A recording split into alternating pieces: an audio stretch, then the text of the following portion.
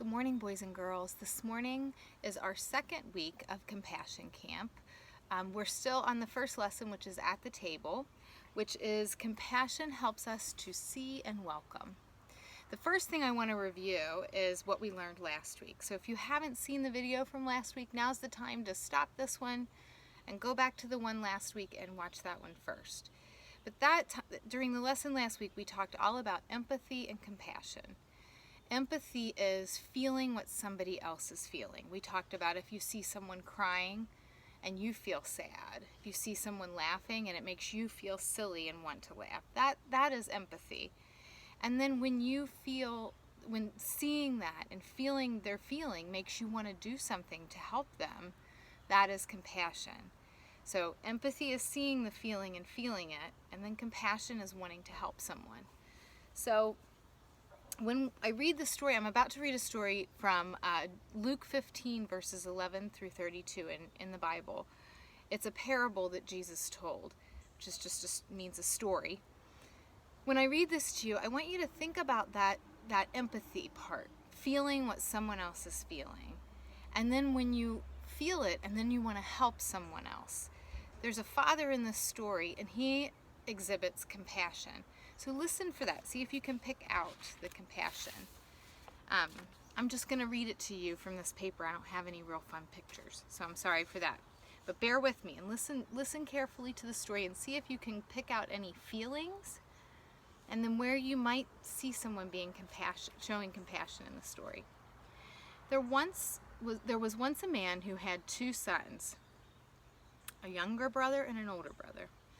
The younger brother greedily demanded his inheritance, which is money, turned his back on his family, and left them for a faraway country. He wasted all the money he took from his family. Soon, he became needy and hungry. Even though he felt ashamed, he decided to return home, hoping his father might welcome him back. When his father saw him, he was filled with compassion. He ran out to his son, threw his arms around him. He was so happy he was alive. He had come back and he was alive, and the father didn't know what had happened to him after he took the money and left. So he was just thrilled to see his son was okay. The father got a big dinner together with the best food and drink to give thanks for his son's safe return. Now, when we're talking about a party, we're talking about like if you've ever been to a wedding or had someone have a big birthday where you have lots of food and drinks and dancing, just a really big, super fun party. That's what this father did for the son that returned. Meanwhile, the older brother came in from the fields, so his older brother was working for his dad in the fields.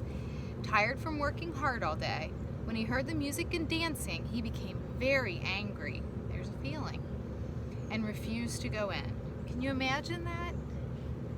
I can't. He's worked hard all day and the other brother's just been gone. And he comes, there's a big party, and he's feeling pretty angry. His father went to the older brother to persuade him to come, but he said, "I've listened to you and worked hard for you all these years, and you've never given me a party. My brother comes home after wasting all his money, and you throw him a huge party." His father said to him, "Son, I love you. You know what is mine is yours. But people matter more than possessions." Possessions is just things, stuff. People matter more than things. We lost your brother from our family, but he's home. Come to the table, come celebrate with us. So even though he had left them, when the father saw him, he felt for him. He felt empathy for him. He could feel that the brother came back and was sorry and was just needing to be accepted and loved, and he did that for him. He felt compassion for him. And he's asking the older brother to feel compassion, but it's hard for him because he's been the one there working hard all the time. So I wonder what happened. What do you think happened? Do you think the brother listened to the father and came inside? And if he came inside, what do you think he did at the party? Was he able to have fun? Was he too angry? I don't know. I want you to think about that this week. Think about how that might feel. I feel compassion for all three of them, both the brothers and the dad. They're all in a hard situation. So what I want you to do this week, if you haven't already, some of you probably already have received your packets from me.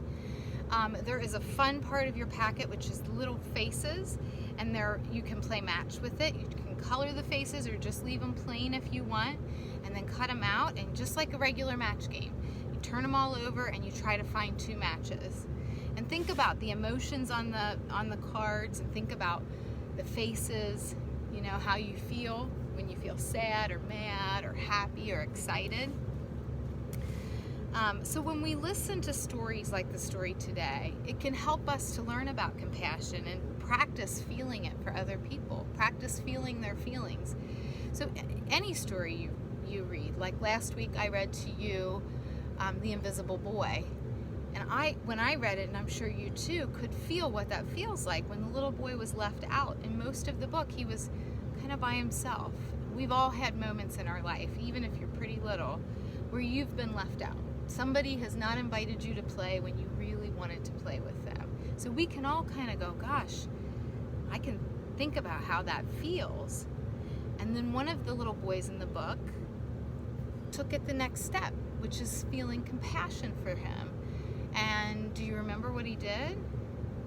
He invited him to play. He invited him to be a part of his group in school. And the beautiful thing about that book is, as the friend showed him compassion, he began to not feel invisible anymore. And actually in the book you can see that he has color returning to him. So do that for someone. Remember how that feels and reach out to them and show them compassion. We are all capable of that. I have to remember that all the time too, even with my own kids, because we all make mistakes. I have to think about how they're feeling in the moment and maybe be more forgiving and try to understand where they're coming from and feel compassion. So I hope you can do that too. Even with our pets, we can do that. So it helps us, compassion helps us learn that all people are important, whether they're doing the right things or they're not doing the right things. We all sometimes make mistakes. So it helps us to learn that everybody is important and loved by God.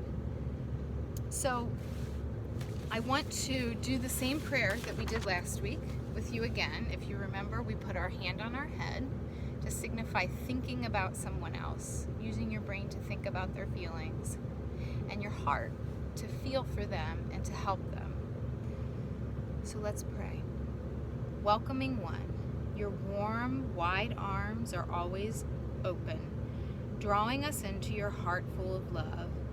Make our arms your own, helping us see and welcome with compassion all those we meet. Amen. Well, I look forward to the next session next week and starting that with you. I hope you enjoy doing the matching game and the coloring page that you get this week. And I will see you next week. Have a great week. I miss you. You are loved by your family. You are loved by your church, and you are most definitely loved by God.